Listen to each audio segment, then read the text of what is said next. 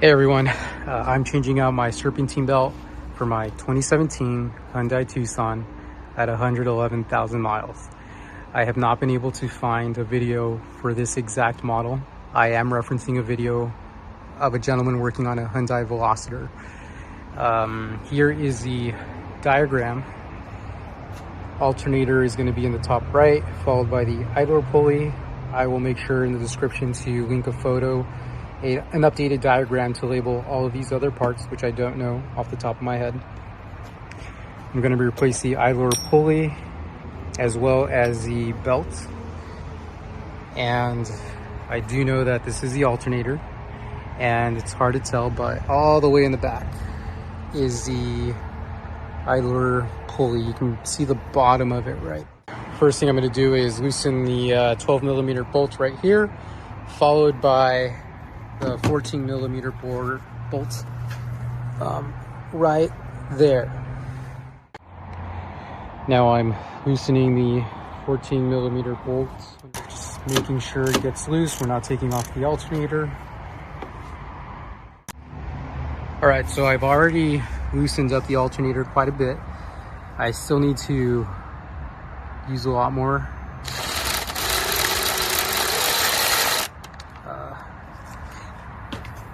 Give yourself a lot of space, because even then it's still kind of tight. I'm going to remove this. I only have my left hand free, so off camera I'm just going to, push in the alternator while I remove the serpentine belt. So here it goes. I'm just gonna slowly, yep, it actually just popped off. Cool. Alrighty. So I got this part off Rock Auto.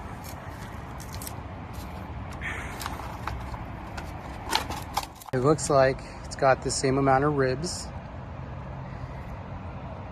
And then I also stretched both of these to make sure that they're the same size. Again, I can't really do that with one hand on my camera. So this is the exact same belt. I am comfortable using this belt. Now, just like mentioned, make sure that all the ribs are aligned with this. I'm going to take my time. However, I do need to replace the idler pulley first. You can see the idler pulley all the way back here. One thing that I noticed is that the bolt on the idler pulley is sticking out farther than this bolt right here. So I'm going to make sure to reuse that bolt, and I will video that. So I went to Autozone and I rented a serpentine belt tool. I am using a 14 millimeter to get back there. It was free. You do pay up front, and I'm glad I did it. They actually, cool. Let's see, come to the left. Oh, there it goes. It popped really quick. I thought about doing this with my little ratchet wrench, and the leverage was worth it. Now that I can actually get my ratchet in here and slowly start taking out the idler pulley belt. I think it is now, yep, it is now finger. I can loosen it with my fingers. So hold it out, and this is what I mean. Whoops. Look at that bolt. Look at this one. Diameter is the same, so I'm just gonna reuse this on this. So I did ChatGPT this, and the threads are okay. The length is not, the top isn't rounded off, so I am going to use this bolt. Again, I'm a DIYer. I'm sure there's some guy who's going to be on my comments about not using it. I did have a concern about, using a used bolt after 110,000 miles, and I'm just going to reuse it. So this is a setup I'm using to remove this bolt from the new part and replace that. They've got like a, I'm not sure how to explain it, but okay, it's been removed. Alrighty, we got this off of the old. So I installed the new idler pulley, and I found that the torque is 37 foot-pounds. So that's what we're going to torque it to.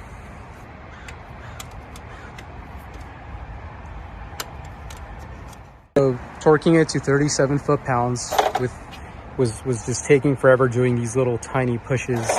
So I went underneath to give myself more space, and you should be able to, if you reach it from here, you can see I have it on the idler pulley, and I am now able to do these long pushes. So I was getting a little nervous with the amount of I'm not sure how to call it, pushes I was doing to reach 37 foot-pounds.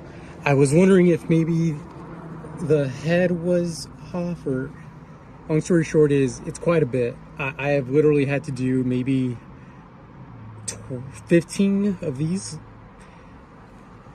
and now we're at 37. So I was doing this for a minute, and then I went down to 20 foot-pounds and it clicked. Then I went up to 30 foot-pounds and it clicked after a couple.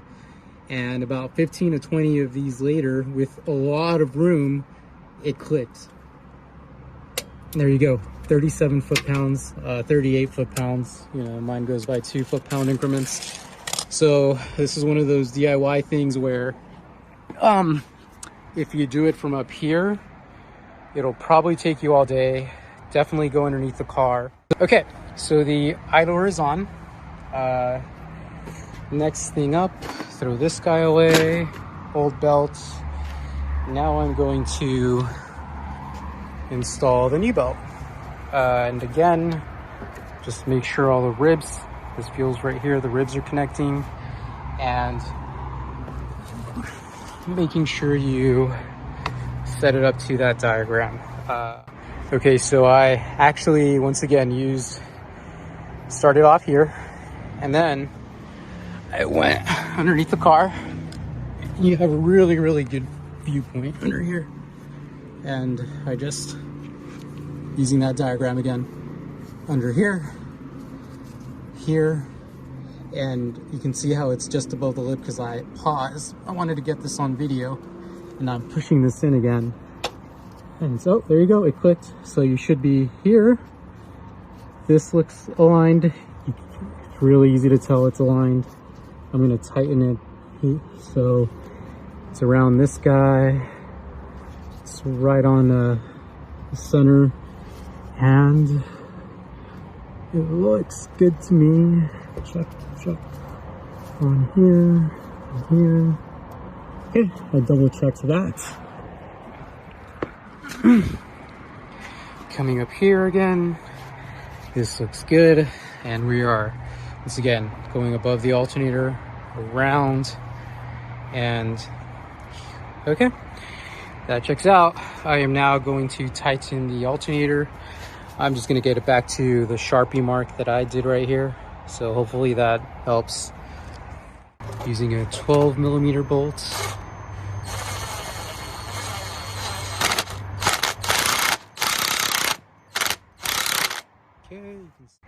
So I just wanted to show you all how that actually kind of paid off, marking it with a Sharpie. I used a ratchet wrench to slowly get back to the markings. You saw a few seconds ago there was an impact wrench. So okay, now I'm just going to tighten this bolt. I'm just going to go a little past hand tight.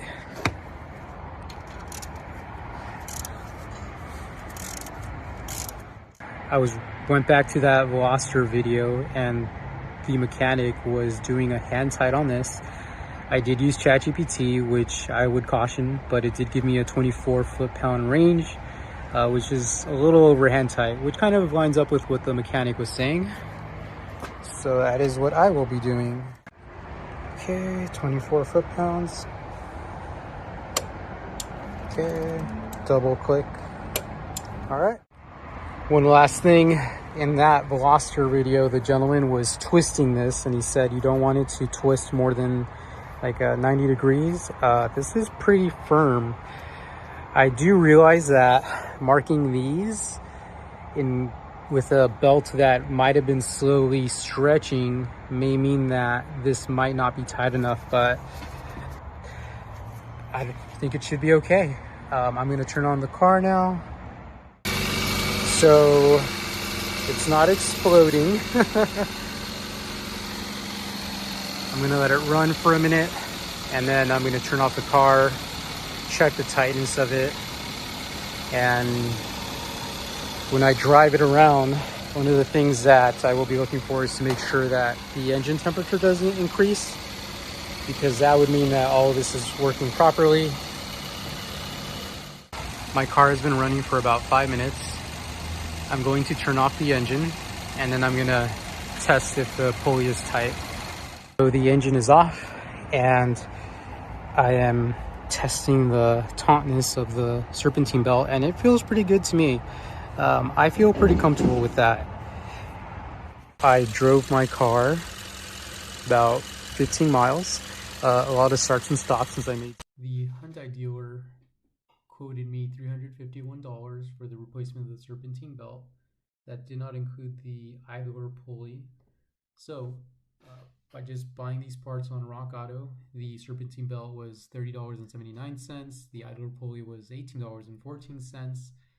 Ultimately, I saved around $300, maybe a little less, but it was totally worth it to learn how to do this myself. I hope this video helps you. I had about $1,500 plus of other items they told me I needed to do. For example, spark plugs needed to be replaced. I'll make a video on that. It is a pain in the butt to find information on it, and I hope it helps you guys save some money.